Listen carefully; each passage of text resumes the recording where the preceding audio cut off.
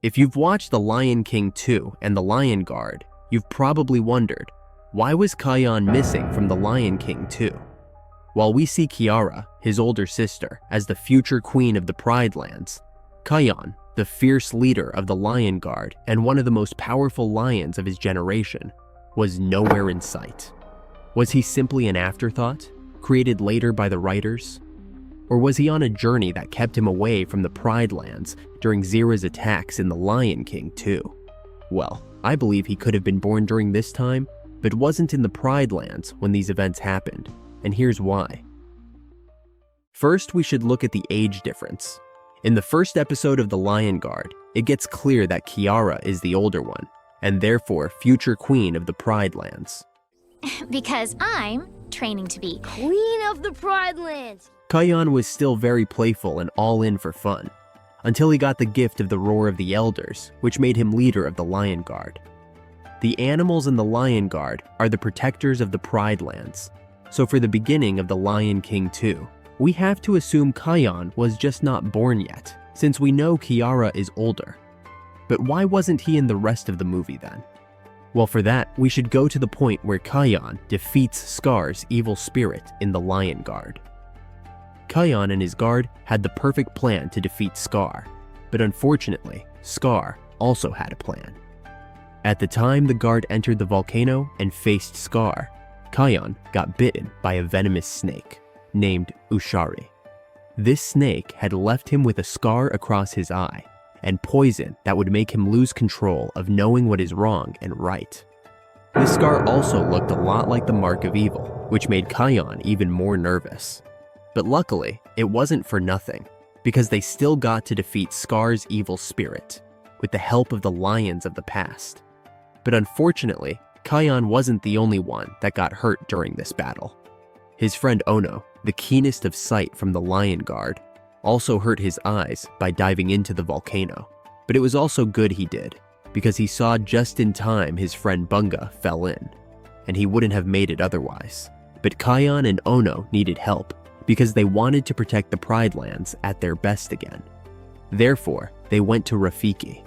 And that is what leads us to the answer of where Kion was during The Lion King 2.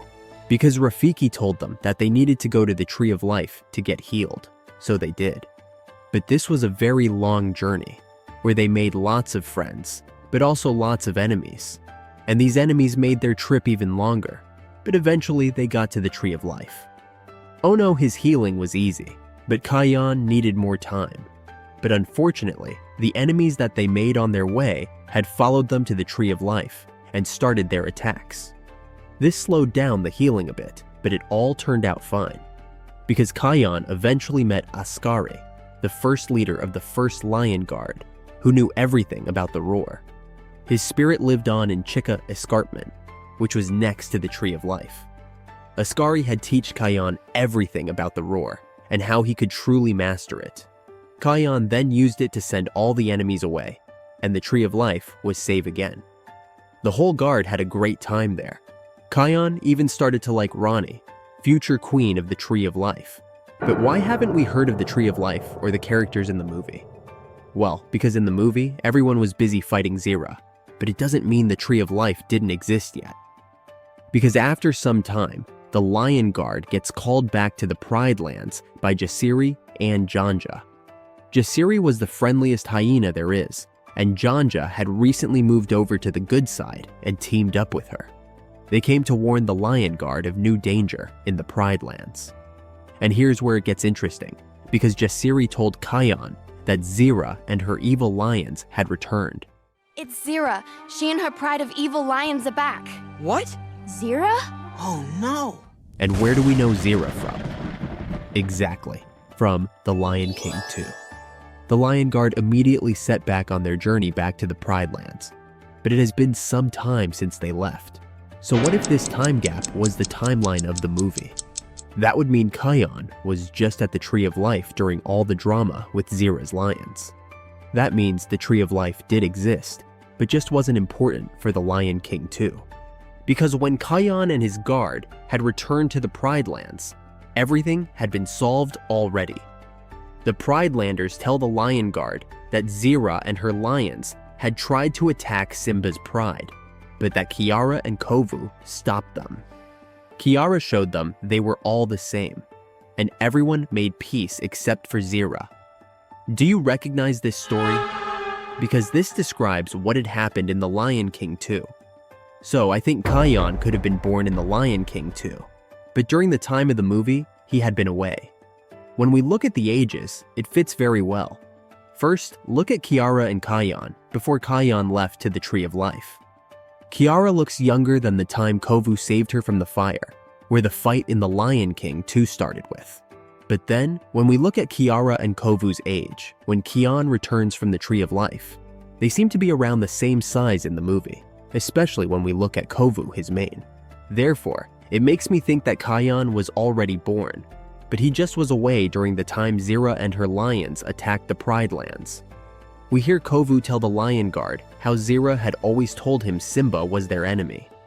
But after he got to know Simba and Kiara, he realized she was wrong.